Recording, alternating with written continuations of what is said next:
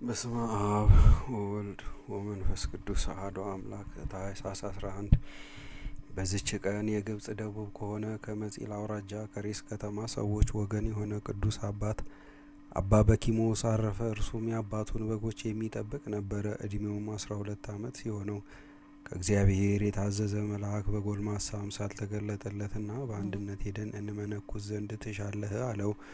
እርሱም አዎን አለ። ሁለቱም ተስማምተው ወደ አስቄጥስ ገዳም በአንድነት ተጓዙ። 3 አረጋውያን መነኮሳትንም አገኙ።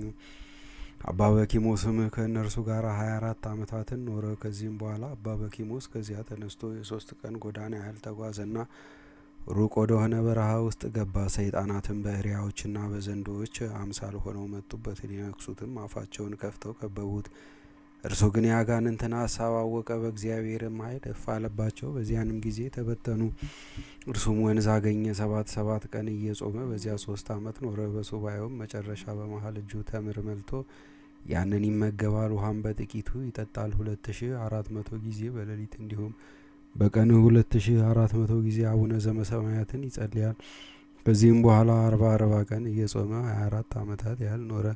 40ውም ቀን ሲፈጸም 1 ጊዜ ይበላል። ከዚህ በኋላ 1 ጊዜ ቆዳው ከአጥንቶቹ ጋር እስቲጣበቅ 80 ቀን ጾመ። በዚያንም ጊዜ የእግዚአብሔር መልአክ ይበላና ይጠጣ ዘንድ እንጀራና ውሃን አመጣለት። ያም ውሃና እንጀራ ሳያልቅ እስካረፈ ድረስ ብዙ ዓመታትን ኖረ። ፈጣሪ እግዚአብሔርም በሌሊት ራእይ ተገልጦ ወደ አገሩ እንዲመለስ አዘዘው። በዚያንም ጊዜ ተነስቶ ሄደ። ወደ አገሩም ደርሶ በዚያ ታናሽ ማደሪያ ጎጆ ሰርቶ በውስጡ ብቻውን የሚኖር ሆነ። ወደ እርሱም ለሚመጣ ሁሉ መጠጊያና ወደ በጎ አለኝታም ሆነ። ሰዎችም ሁሉ በትምህርቱ እየተጽናኑ ኖሩ።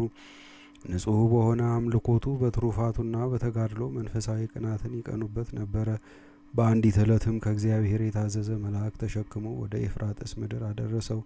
የዚህ አገር ሰዎች በመተላለፍ ከእውነተኛ ሃይማኖት ወጥተው ነበርና ሁሉንም ወደ ቀናች ሃይማኖትና ወደ በጎ ምግባር መለሳቸው። ከዚያም ወደ ቦታው ተመለሰ። 1 ጊዜም ሽጦ ምግቡን ያገኝ ዘንድ አገልግሎችን ተሸክሞ ወደ ከተማ ሲሄድ በጎዳና ላይ ደክሞት አገልግሎቹን አስቀምጦ ጥቂት ያርፍ ዘንድ ተቀመጠ። በዚያንም ጊዜ ከአገልግሎቹ ጋር የእግዚአብሔር ኃይል ተሸክሞ ወደሚሻው ቦታ አደረሰው። በዚያንም ወቅት አባ ሲኖዳ ከፍተኛ የእንቆ ባህሪ ምሰሶ በራእይ አየና ይህ ታላቅ ምሰሶ ምንድን ነው ብሎ ደነገጠ።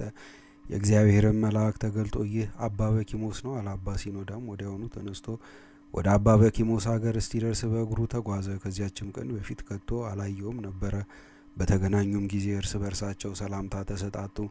አባ በኪሞስም ወጥ ሊያበስል ወደደ። አባ ሲኖዳንም ይህችን ስራ ያዛትና ሄደ ውሃ ቀርተ መልታ አምጣልኝ አለው። በዚያንም ጊዜ አባ ሲኖዳ ተነሳና ያችንን ስራ ተሸከማት። ውሃውንም ቀድቶ መልቶ አመጣለት። ወጡንም ፈልቶና በስሎ አገኘው። በዚያንም ጊዜ አባ በኪሞስ መሆኑን አወቀ። ከእርሱም ጋር ሰላምታን ደገመ። እጅ በመነሳሳትም ሰላምታ ተለዋወጡ። ከዚህም በኋላ አባ ሲኖዳ ስለ እርሱ ያየውን ራእይ ነገረው። በእርሱም ዘንድ ጥቂት ቀኖች ኖረ። ዳግመኛም በአንዲት ቀን በአንድነት ሲጓዙ የሞተ ሰው ራስ አገኙ። አባ ሲኖዳም በበትሩ ነቅነቅ አደረገውና ምውት ሆይ ያየኸውን ትነግረንና ታስረዳን ዘንድ ተነሳ አለው። በዚያን ጊዜ ነፍሱ ወደ አጽሙ ተመለሰ። ስጋ ለብሶ ተነሳና ሰገደላቸው። በሲኦል የሚሰራውንም ሁሉ በየወገናቸውም በውስጧ የሚሰቃዩትን እርሱም አረማዊ እንደሆነ ነገራቸው። እንዲህም አለ። ክብር ይግባውና በጌታ ኢየሱስ ክርስቶስ ስም ያመኑ ትእዛዙን ግን ያልጠበቁ በአሕዛብ ስራና በአረማውያን ርኩሰት የኖሩ ከእኛ በታች የሚኖሩ ክርስቲያኖች አሉ አለ።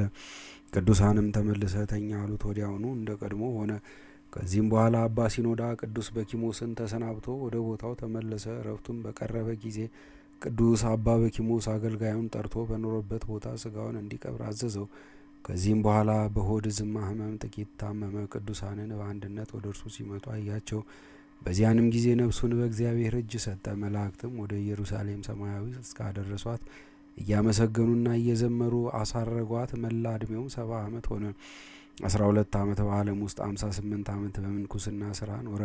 ለእግዚአብሔር ምስጋና ይሁን። እኛንም በዚህ አባት ጸሎት ይማረን፣ በረከቱም ከእኛ ጋር ትኑር ለዘላለሙ አሜን። በዚህችም ቀን የኤጲስቆጶሱ በርቶሎሜዎስና የሰማዕቱ በጥላን መታሰቢያቸው ነው። በረከታቸውም ከእኛ ጋር ትኑር ለዘላለሙ አሜን።